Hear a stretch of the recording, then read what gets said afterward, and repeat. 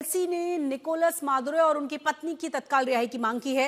उन्होंने देशवासियों से शांति और एकजुटता बनाए रखने की भी अपील करते हुए कहा है कि वेनेजुएला किसी भी देश की कॉलोनी नहीं बनने वाला। उपराष्ट्रपति ने साफ शब्दों में कहा कि देश अपनी संप्रभुता की रक्षा के लिए पूरी ताकत के साथ तैयार है और किसी भी तरह की सैन्य आक्रामकता को बर्दाश्त नहीं किया जाएगा। प्रणय, आपने दो चीजें बताई। विपक्ष की नेता जिनकी उम्मीदें बहुत ज्यादा थी कि शायद वेनेजुएला की कमान उन्हें दी जाए, जो साफ साफ अब पूरी तरह से खत्म हो गई है, क्योंकि यहाँ अंतरिम राष्ट्रपति घोषित कर दिया गया है यहाँ पर।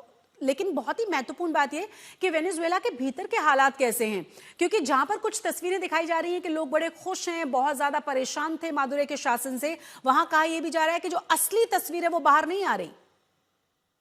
बिल्कुल ठीक है, असली तस्वीर इसलिए बाहर नहीं आ रही शशि, क्योंकि अभी भी लोगों के मन में एक अनिश्चितता है कि आखिर वेनेजुएला में होगा क्या? हम्म। क्योंकि आप देखें कि जो वेनेजुएला को चलाने वाले हाथ हैं, ये तो वही हाथ हैं जो कि निकोलस मदुरो के साथ में थे।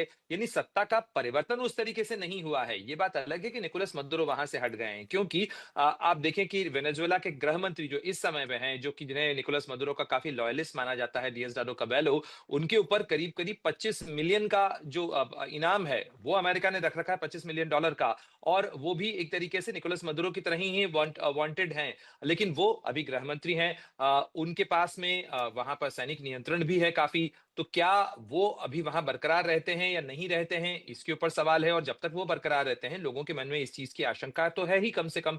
दूसरी बात है कि डेल्सी रॉड्रिग्स को अगर बनाया गया है कार्यवाहक राष्ट्रपति, उपराष्ट्रपति से वो अब राष्ट्रपति बन चुकी हैं, तो ये बयान जरूर वो दे रही हों, लेकिन लोगों के मन में इस चीज की आशंका जरूर है कि आखिर वेनेजुएला के अंदर अगर हालात नहीं बदलते हैं, पार्टी यदि वही रहती है, तो फिर वहां पे बदलाव किस तरीके से आया है, इसलिए बहुत ज्यादा प्रतिक्रियाएं अभी सामने नहीं आ रही हैं। हम्म। लेकिन हाँ, वेनेजुएला के बाहर जो लोग वेनेजुएला के लोग रहते हैं, चाहे अमेरिका के फ्लोरिडा में मौजूद हों या लातिन अमेरिका के अन्य देशों में, चाहे सेंटियागो में से आई तस्वीरें हों, वो तस्वीरें बताती हैं कि वेनेजुएला से को छोड़कर या निकोलस मदुरो, ह्यूगो चावेज के शासन के दौरान उस देश को छोड़कर बाहर गए लोग इस चीज का जश्न जरूर मना रहे हैं कि अब वेनेजुएला कम से कम निकोलस मदुरो के शिकंजे से बाहर आ चुका है।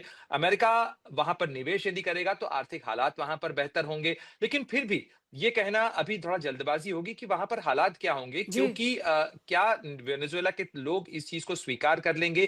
क्योंकि ये एक तरीके से ये कंट्री का टेक ओवर है। और उस टेक ओवर के बाद क्या वेनेजुएला के लोग अपनी स्वायत्तता, अपने स्वाभिमान के लिए बाहर निकलते हैं, या वो चुपचाप इस चीज को स्वीकार कर लेते हैं और आगे बढ़ जाते हैं?